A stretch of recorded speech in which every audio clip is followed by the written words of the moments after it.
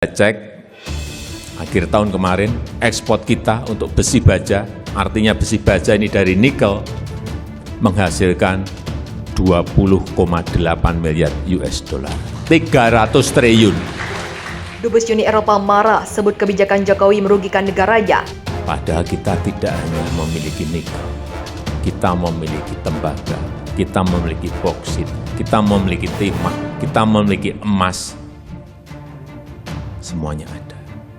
Jangan itu dikirim dalam bentuk raw material lagi, dalam bentuk bahan mentah lagi. Stop. Awal-awal memang kita disemprot oleh negara-negara lain.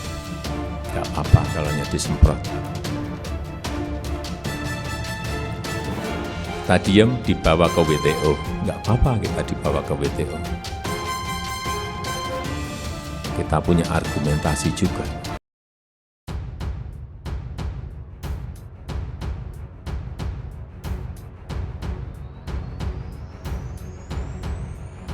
Uni Eropa resmi mengadukan Republik Indonesia ke World Trade Organization atas pelarangan ekspor nikel yang dimulai awal 2020 lalu.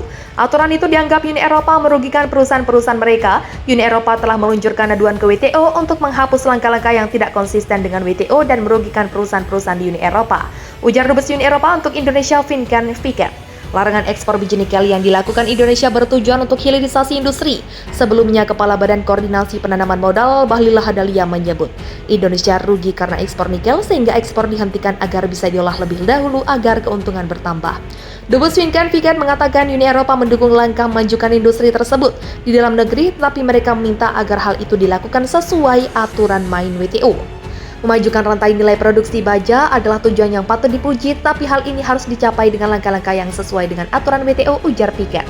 Sementara Wakil Ketua Umum Kadin di bidang hubungan internasional Sinta Kamdani berkata, tidak ada pihak yang bisa mengatur Indonesia terkait kebijakan ekspor. Ia berkata justru WTO memberi hak bagi tiap negara untuk memberlakukan larangan ekspor.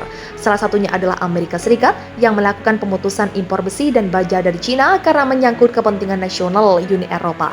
Disebut boleh saja mengadu ke WTO, tetapi Sinta menyebut Indonesia tetap memiliki hak terkait ekspor. Tidak ada kewajiban atau ketentuan yang secara internasional bisa memaksa Indonesia untuk harus mengekspor suatu produk ke suatu negaranya hanya karena negara tersebut membutuhkan produk yang kita hasilkan, Sinta menegaskan. Ia pun berharap pemerintah Indonesia dapat memberikan argumen-argumen tepat, sasaran yang menekankan bahwa kebijakan nikel Indonesia sesuai dengan hak Indonesia sebagai anggota WTO dan tidak menyalahi aturan-aturan atau komitmen perdagangan.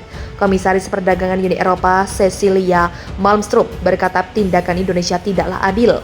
Penghasil baja di Uni Eropa pun merasa tertekan akibat hal ini dan berkata lapangan kerja di industri terkait menjadi terancam. Batasan-batasan ini secara tidak adil membatasi akses produsen Uni Eropa terhadap bahan-bahan mentah untuk produksi stainless steel, ujar Malmström dalam pernyataan resmi.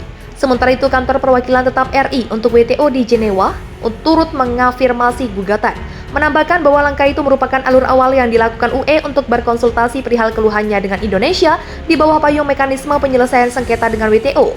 Pelarangan ekspor itu dimulai sejak 1 Januari 2020, namun pada 28 Oktober 2019, Bahlil Lahadalia sempat mengajak para pengusaha agar kompak menghentikan ekspor nikel. Bahlil berkata ajakannya tidak berdasarkan regulasi, melainkan kekompakan pengusaha lokal sebab ia menyebut ekspor nikel merugikan Indonesia. Pada kesempatan yang sama, Bahlil juga membahas terkait penyelesaian perjanjian kerjasama ekonomi Indonesia-Kanada.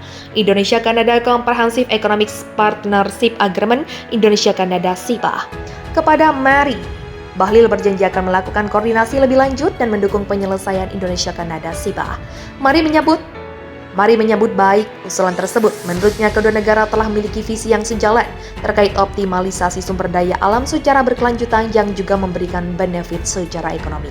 Pemerintah Kanada juga menginisiasi transisi ekonomi ke arah ekonomi hijau berkelanjutan, terutama dalam hal menciptakan pekerjaan hijau. Pada prinsipnya, kami meyakini bahwa kolaborasi perlu dilakukan dengan partner yang dapat dipercaya, dan Indonesia termasuk partner yang tepat, ujarnya. Menteri Investasi atau Kepala Badan Koordinasi Penanaman Modal Bahlil Lahadalia membeberkan sejumlah negara yang bakal ia sambengi demi mengembangkan rencana pendirian organisasi negara-negara penghasil nikel. Negara-negara penghasil nikel itu juga di Asia Tenggara termasuk Filipina, kemudian Australia, Kanada, Brasil, dan beberapa negara lain, kata Bahlil di UPN Veteran Jogja. Dia juga telah menjalin komunikasi dengan beberapa negara guna membentuk organisasi khusus negara penghasil nikel layaknya organisasi negara pengekspor minyak. Dia memulai tur ke negara-negara tersebut pada Januari 2023.